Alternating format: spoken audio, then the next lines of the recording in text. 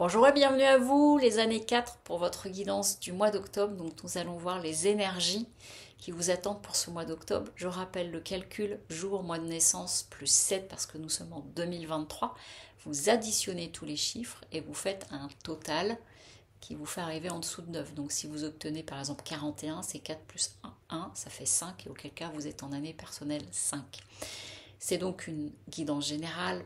Prenez uniquement ce qui résonne. Si vous souhaitez une guidance personnalisée, sous la vidéo, vous avez les liens du site. Alors, pour vous, les années 4, ce mois-ci, en énergie qui sort, nous avons nécessité pardon. Donc, et là, on me dit tout de suite, il y a une forme de travail à faire sur vous et c'est pour pouvoir avancer. Et donc, c'est du pardon aux autres, mais il y a aussi, comme il y avait s'il y avait du pardon à vous-même, parce que j'entends de pacifier des parts en vous et on me montre l'intérieur là, le fait de pacifier des choses, c'est important pour pouvoir avancer par la suite, mais vraiment, quand je dis avancer, c'est à grandes enjambées derrière, c'est comme s'il y avait des petites choses, j'entends des détritus pas qui vous bloquent, mais qui vous empêchent d'avancer ou d'évoluer plus vite que vous ne voudriez.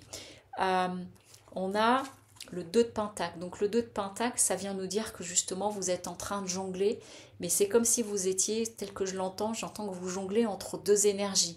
Donc peut-être une forme de dualité en vous, des ordres et des contre-ordres intérieurs, mais en tout cas il y a cette notion de jongler et d'être, je vois quelqu'un qui est en balancier, comme si il y a une dernière hésitation avant de vous lancer dans quelque chose, voyez. J'y vais pas, j'y vais pas.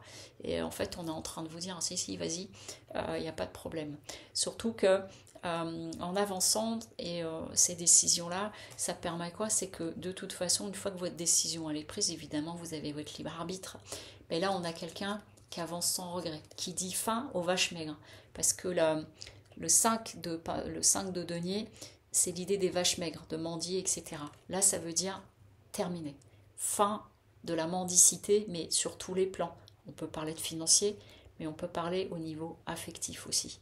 C'est-à-dire, je me fais suffisamment confiance pour ne plus avoir besoin des autres, à quémander un peu d'attention ou un peu d'amour pour me sentir exister ou digne d'exister.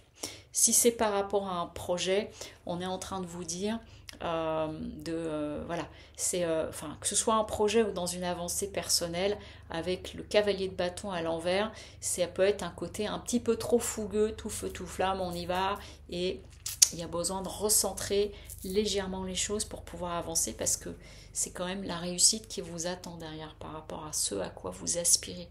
Donc les choses sont là, il y a simplement besoin de vous délester de dernières petites choses, mais à nouveau me dit le pardon à vous-même. Donc vous voyez comment ça peut résonner en vous, parce qu'une fois que vous avez fait ça, ça va vous permettre d'avancer en dehors d'illusions. Parce que le 7 de coupe nous parle, vous voyez, on a un personnage qui a l'air complètement aimanté par des choses qui brillent, on a des colliers, des lauriers, un serpent, on parle de tentation, de choses comme ça.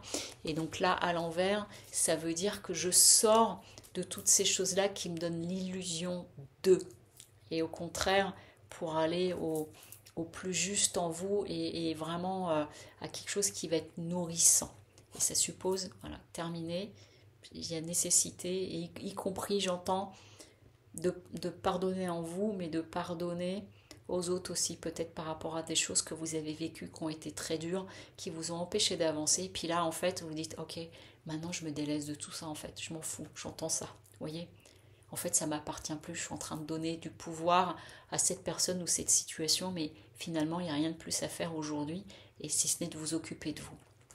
Votre force, votre force, c'est la lune. Donc la lune, elle vient nous parler de quoi? Elle vient nous parler de l'intuition, elle vient nous parler du féminin, elle vient nous parler donc voilà, de cette énergie, de vraiment laisser émerger en vous. On est même en train de me montrer une montée de Kundalini, vous voyez. Et là, la lune, en force, ça veut dire vraiment d'écouter votre intuition et d'être dans la réceptivité. Il y a comme si vous pouviez être guidé par quelque chose de plus grand. Le défi pour vous, avec la papesse en contre, c'est de rester dans une forme d'aveuglement pour certaines choses. Donc c'est entre ce à quoi je peux m'ouvrir ou au contraire je continue à tourner dans un cercle mais qui m'enferme un peu. Donc c'est pour ça qu'il y a des dernières petites choses à régler par rapport à ça et de sortir de l'entêtement. Et aussi j'entends, alors ça parlera peut-être à une ou deux personnes, de ce qu'on peut vous dire là autour de vous, tatati, gna gna gna, patati patata. J'entends comme des mauvaises langues, vous voyez, des personnes qui peuvent être un petit peu ah, tu veux faire ce projet-là, mais non, n'y va pas, et machin, qui peuvent être décourageantes pour vous, voilà, de vous éloigner de ce type d'énergie parce que le conseil, il est à l'ouverture, mais alors une grande ouverture avec le monde, et le conseil, c'est l'accomplissement. Voilà, j'entends. Comment sers-tu au mieux ton accomplissement personnel? C'est la phrase qui doit vous guider pour ce mois d'octobre. Voilà, chers années 4, je vous souhaite un beau mois d'octobre qui s'avère assez prometteur. Je vous souhaite une bonne journée. Au revoir.